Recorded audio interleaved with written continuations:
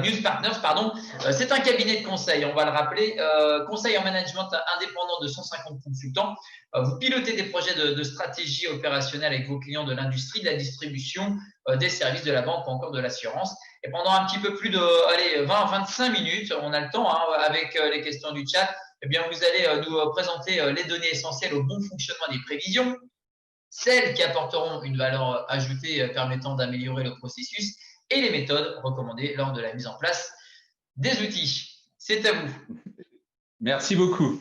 Donc oui, l'objectif aujourd'hui, c'est de parler des données à travers un processus qui est le processus de prévision, qui est le processus de démarrage, le premier processus fondamental de la supply. Donc juste comme vous l'avez introduit, Muse Partners, on a un cabinet de 160 consultants qui est basé en France, en Allemagne, au Canada et en Australie. Et on adresse l'ensemble de la chaîne de la valeur, depuis l'innovation, la R&D, la supply chain et la performance. Et donc moi, j'interviens aujourd'hui. Donc je fais du conseil depuis un peu plus de 20 ans en performance des opérations et de la supply chain. Et je suis en charge de l'offre, prévision, optimisation des stocks, toute la planification de la production sous contrainte et le SNOP. Et par ailleurs, j'enseigne ces matières-là en Master 2 de Supply Chain internationale à Paris-Dauphine. Donc, j'ai mené beaucoup de projets sur ces thèmes, dans les secteurs industriels et aussi pour le retail. Et donc, je me suis appuyé sur ces expériences et sur les deux dernières, dans la dernière année, pour illustrer le propos. Pourquoi est-ce qu'on parle de la donnée? C'est vrai qu'aujourd'hui, la donnée sa maîtrise est assez limitée dans les entreprises. On a, comme vous le voyez, 3 grands indicateurs qu'on rappelle. 40% des données ont quand même une qualité assez faible. Elles sont dupliquées, elles sont mauvaises, elles ne correspondent pas à ce qu'on attend. On passe un temps extrêmement important à préparer la donnée plutôt qu'à l'analyser.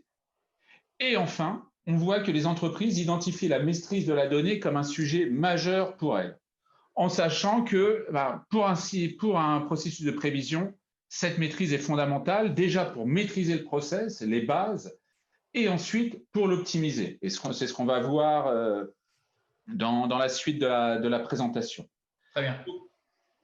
Pour construire un processus de prévision, on a 6 questions clés. On ne va pas aller dans le détail, mais les 6 questions, c'est quoi? C'est déjà pourquoi est-ce que je fais une prévision?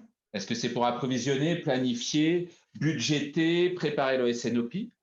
Quel type de décision vais-je prendre? Et pour prendre ces décisions, de quelle information j'ai besoin?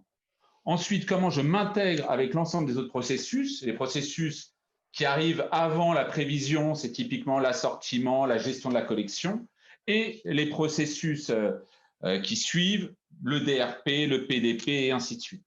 De là, mon processus, quel est le niveau de maîtrise qui est attendu et quel est finalement le niveau de compétence que j'ai en interne en termes de métier, en termes de technique et en termes de collaboration, et à quel point vais-je pouvoir automatiser un certain nombre de tâches.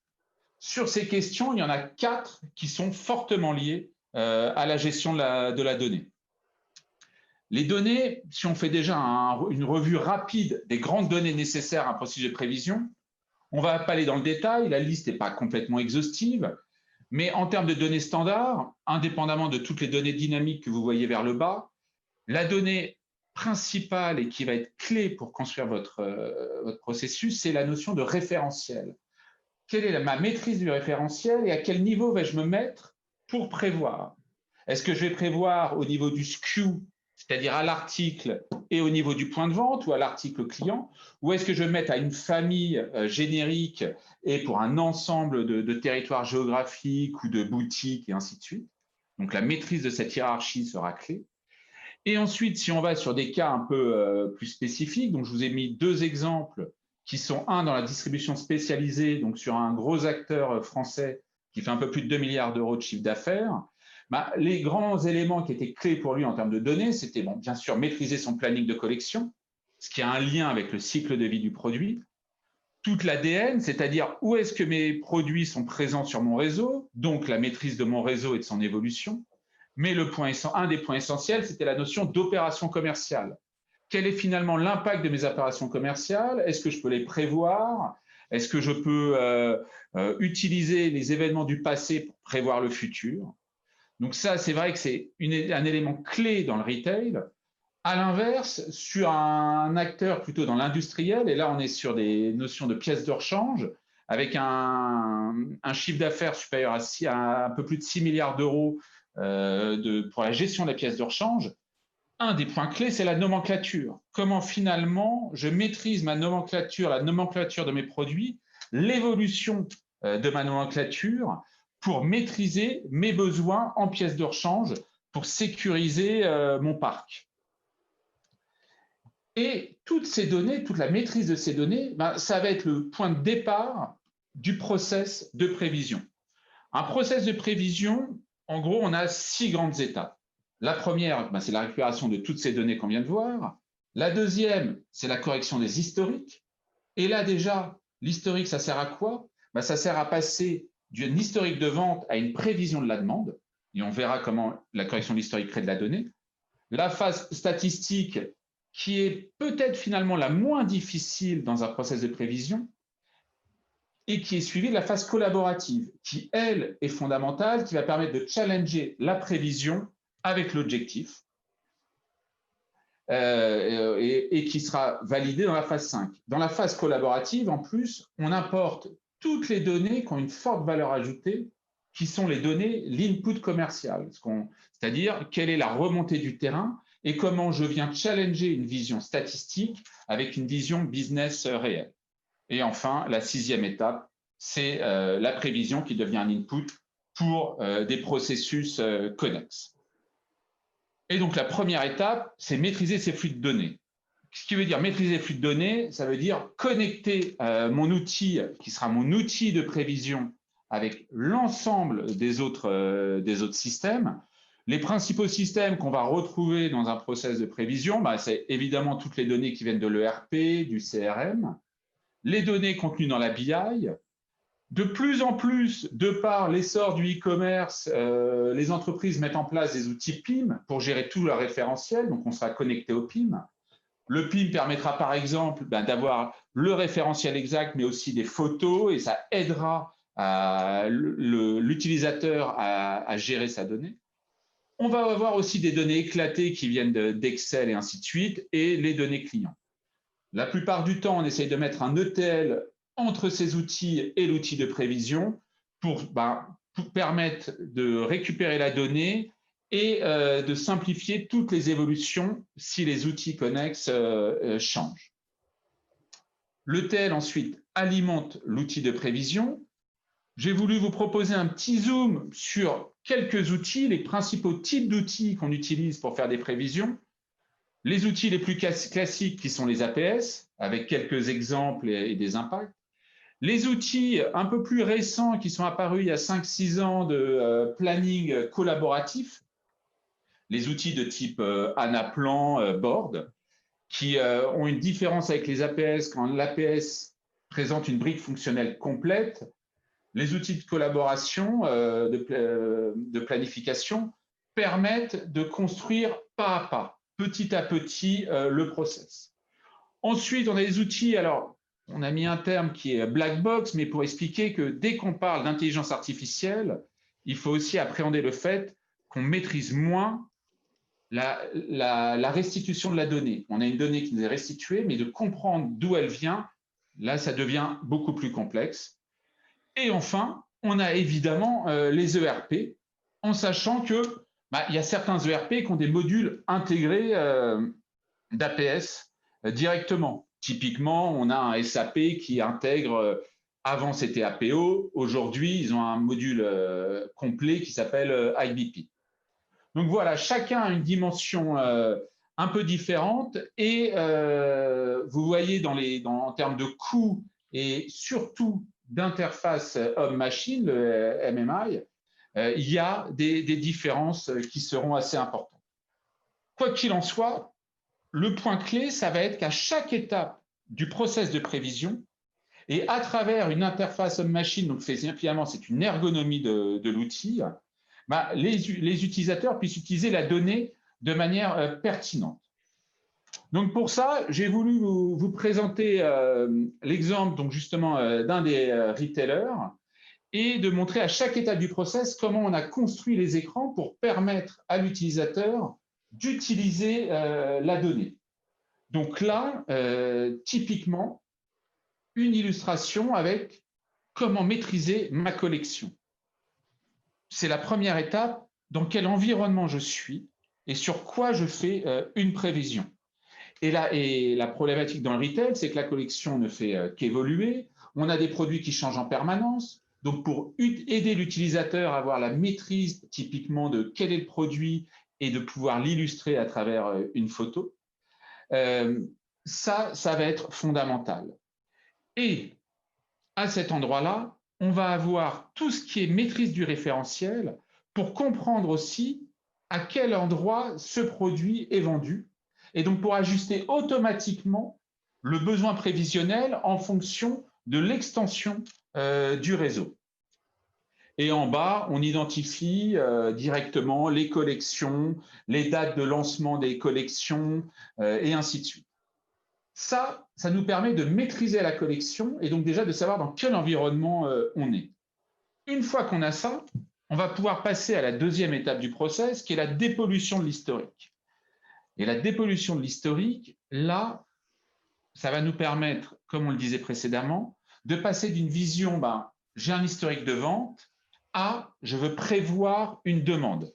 Car mon historique de vente, par principe, il est faux. Il y a eu des événements, il y a eu des ruptures, il y a eu la France qui a gagné la Coupe du Monde en 2018 et d'un seul coup, tous les maillots Adidas se sont retrouvés en rupture, et ainsi de suite.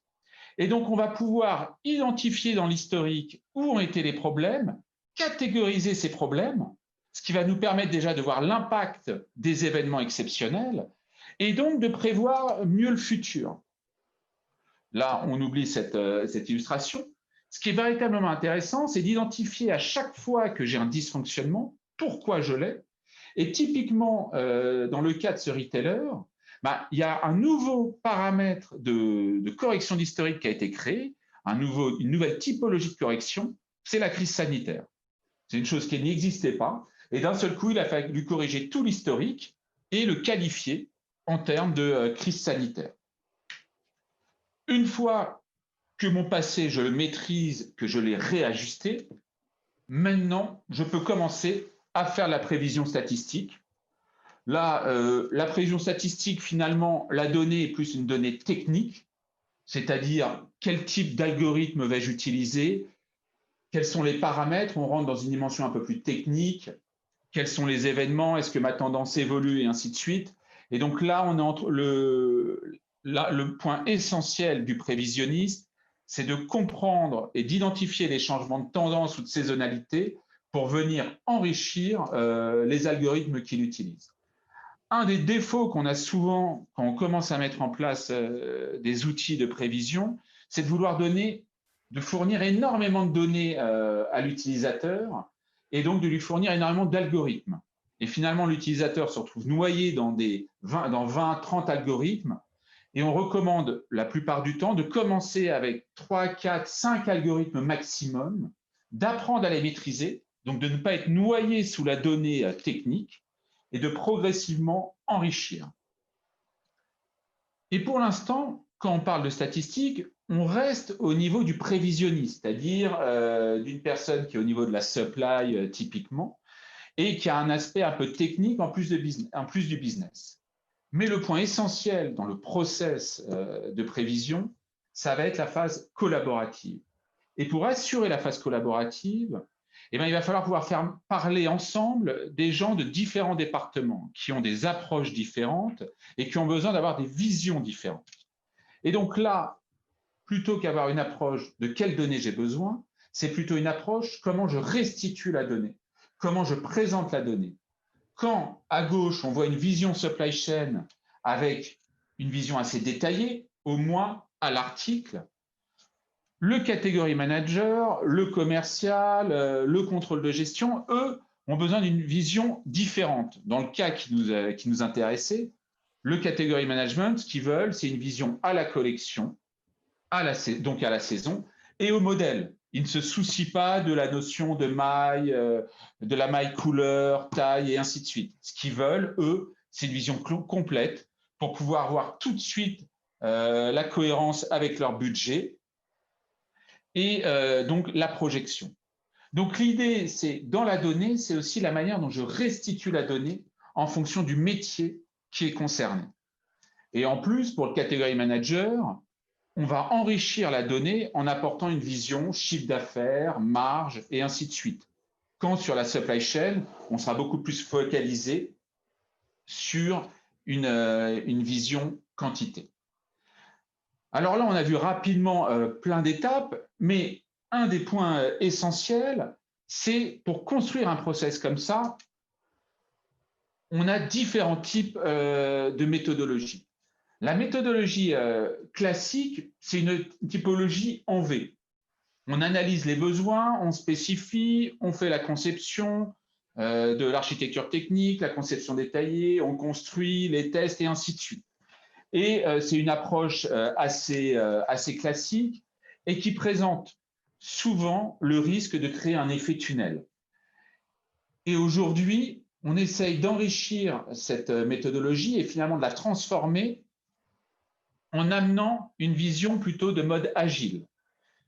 Plutôt que de partir sur « tant que la conception n'est pas complète, on ne fait pas l'outil », c'est de dire « définissons les macro-process, la cohérence globale, et ensuite construisons step by step ».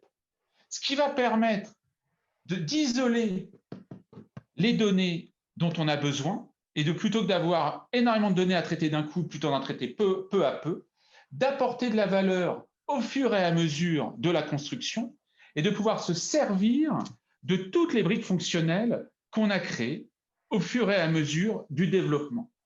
Donc de construire avec une méthode agile tout en gardant les éléments qui sont finalement la force de la méthode en V, c'est-à-dire un macro-process qui permet de cadrer au départ et une finalisation où on a un produit complet et validé. Et c'est vrai qu'une approche comme ça permet la mise en place d'un élément qui est fondamental, c'est la notion de MVP. MVP, c'est le Minimum Viable Product. Et donc, typiquement, pour vous illustrer, comment on a fait pour ce retailer? Eh bien, on a commencé par construire tout le backbone du process. Le backbone, c'est vraiment les besoins fondamentaux, essentiels, avec finalement peu de complexité métier transverse, mais très focalisé sur des éléments de base. Et une fois qu'on avait ce backbone et qui apportait déjà une première réponse avec des premières prévisions, petit à petit, on l'a complété. On a rajouté la collection, la prise en compte du réseau, une validation collaborative des prévisions. Ensuite, dans un deuxième temps, on a rajouté la dimension marketing avec toutes les opérations commerciales, leur impact. On a ensuite intégré la notion de supply chain aval avec les contraintes de capacité dans le réseau. Et enfin, on l'a complété par category management. Cette approche nous a permis finalement de montrer de la valeur au fur et à mesure, donc de faciliter l'appropriation et donc la conduite du changement du projet, et d'avoir à traiter l'intégration de la donnée de manière progressive. Ce qui veut dire que par rapport à des données qui avaient été identifiées au départ et qui étaient assez vastes, eh bien dans le premier cycle, on n'a utilisé que les données critiques qu'on a mis en œuvre, on a validé leurs apports métiers, on a sécurisé si des dysfonctionnements existaient et on a défini les données à intégrer pour le deuxième cycle d'intégration. En faisant ainsi, on apporte de la valeur progressivement et surtout, on maîtrise la donnée qu'on intègre et on l'optimise. Et pour faire ça, un des changements radicaux, et c'est un changement qui a été fondamental, entre autres chez l'industriel, dans la notion des pièces de rechange, c'est qu'on a démontré qu'il était essentiel d'avoir un véritable processus de gestion de la donnée et de plutôt prendre du temps avec un processus maîtrisé au démarrage de la donnée pour la créer avec de la valeur et ensuite dans le temps, finalement, elles vivent assez naturellement, plutôt que de dire il y a tellement de données que créons le process, créons l'outil avec ce qu'on a et on s'améliorera dans le temps. Et finalement, en faisant ça, ce qu'on ne met pas en œuvre au départ, on le paye dans le temps et on le paye de manière continue parce qu'on a du mal à revenir dans un processus optimisé et contrôlé. Donc voilà, c'était pour essayer de vous illustrer de manière assez rapide les données fondamentales dans un processus de prévision et de la manière de les mettre en œuvre, en sachant que si on avait eu 2-3 heures de plus, on aurait pu passer sur un autre sujet quand la maturité existe, d'aller plutôt que sur des prévisions assez classiques, de commencer à parler de données prédictives avec l'utilisation des big data, ce qui nécessite une véritable maîtrise de tous nos outils, des outils de BI qui permettent de collaborer, et enfin des modèles prédictifs beaucoup plus complexes. Et c'est vrai que ce type d'approche d'analyse prédictive vient souvent en complément d'un processus de prévision qui est déjà maîtrisé au sein de l'entreprise et qui vient finalement compléter et enrichir mes prévisions qu'on pourrait qualifier de classiques. En conclusion, toute cette partie prévision est le socle qui est vraiment fondamental pour une supply chain optimisée, de bout en bout, car à partir de ma prévision, je vais pouvoir commencer à piloter mes stocks et à piloter de manière optimisée avec une vraie maîtrise de mon stock de sécurité. De là, planifier toute ma production et mes appros sous contrainte matières premières, sous contrainte capacitaire, qui ensuite me permettra de gérer le déploiement de mes stocks et finalement d'aboutir au Graal, c'est-à-dire arriver au SNOP, qui me permet d'arbitrer sur l'ensemble de mes flux et qui me permettra en plus de renforcer le lien avec la finance et d'assurer la cohérence complète. Voilà, j'ai essayé en un peu plus de 20 minutes de vous présenter l'ensemble de ces éléments. Vincent. Bien. Merci beaucoup Charles pour cette présentation dense, riche, intéressante et pertinente. On a des questions, j'ai 3 questions là en ce moment sur le chat. Alors, il y a un aspect de formation indispensable, point d'interrogation. Il y a un aspect de formation parce qu'à un moment, l'homme est responsable.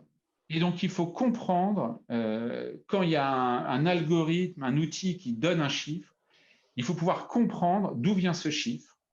Et il faut pouvoir ajuster à la marge les algorithmes en fonction d'événements business.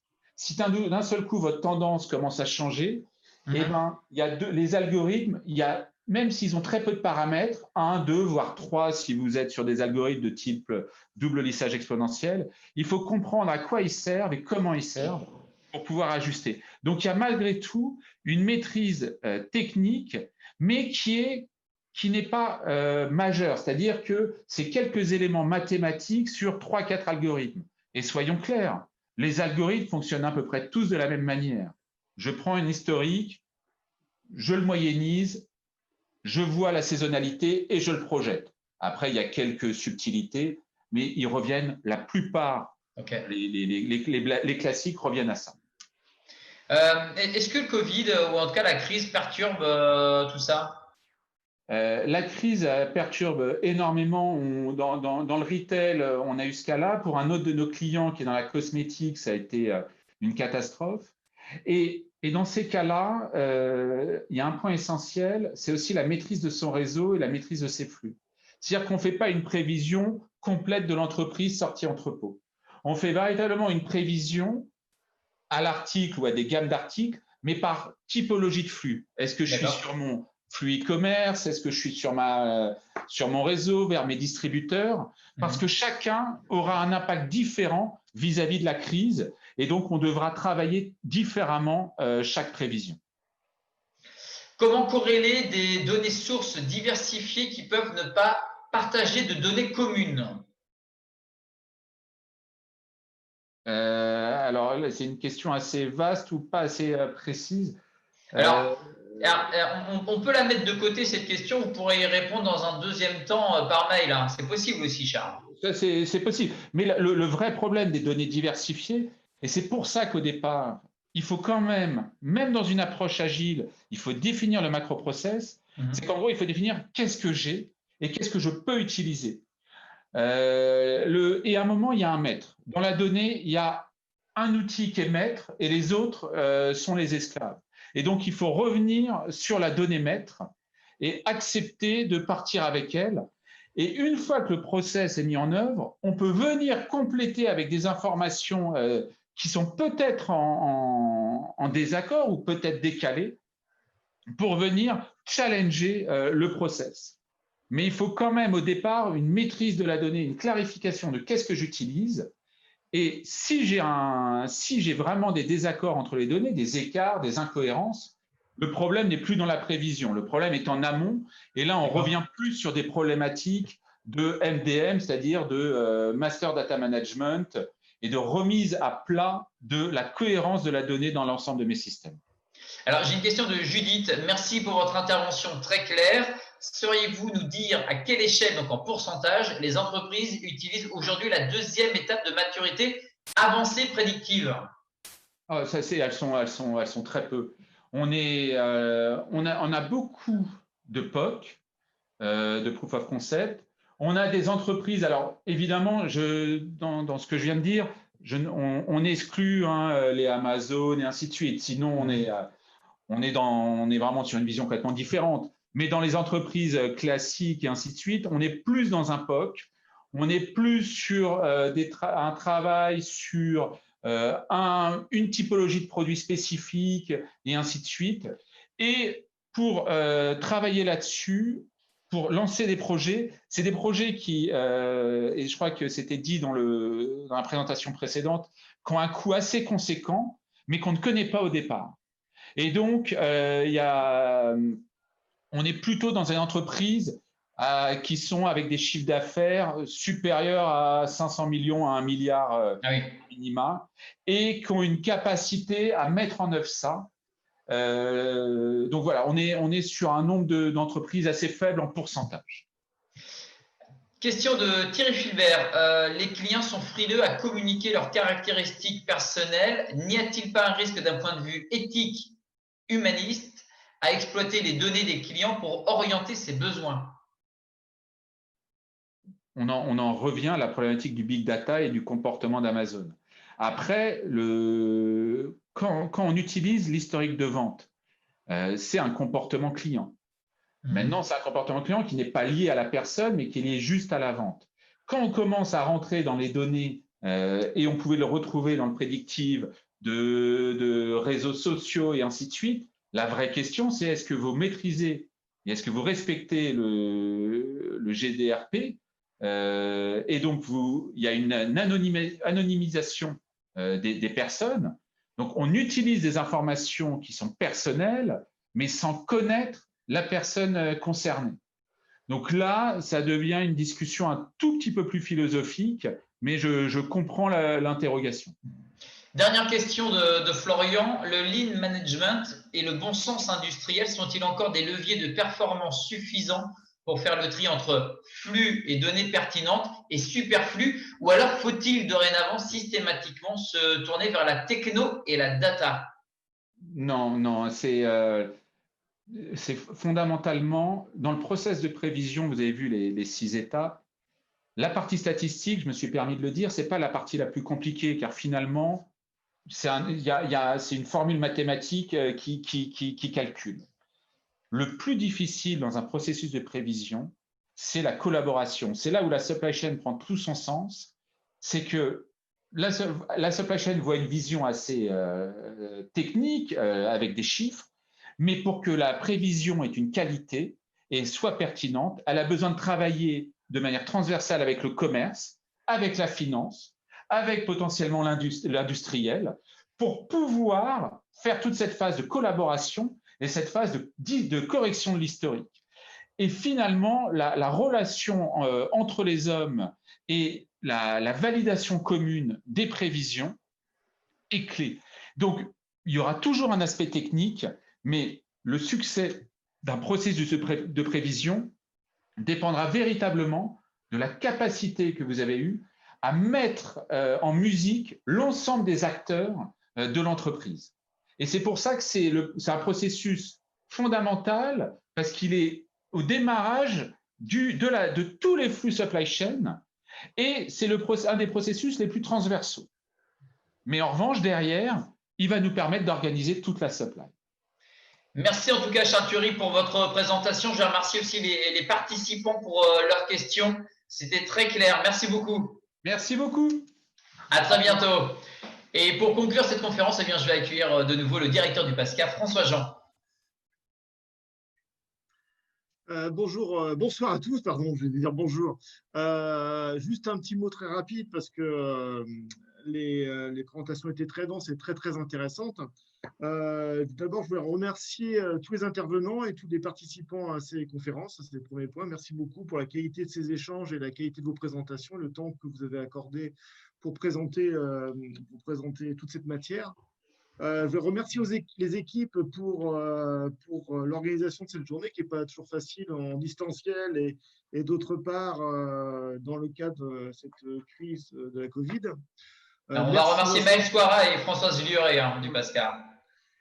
Merci Vincent, pour toujours tes interventions toujours pertinentes, ton management des questions et du timing toujours aussi efficace en virtuel qu'en présentiel. Super, merci beaucoup. Je vous remercie. Et j'avais une ouverture pour toutes les personnes, c'est que n'hésitez surtout pas à nous contacter si vous avez des sujets qui vous intéressent, qu'on puisse développer dans les prochains webinaires ou des prochaines conférences. J'espère que l'année prochaine, on pourra faire une conférence en physique, comme c'est toujours intéressant de travailler en physique.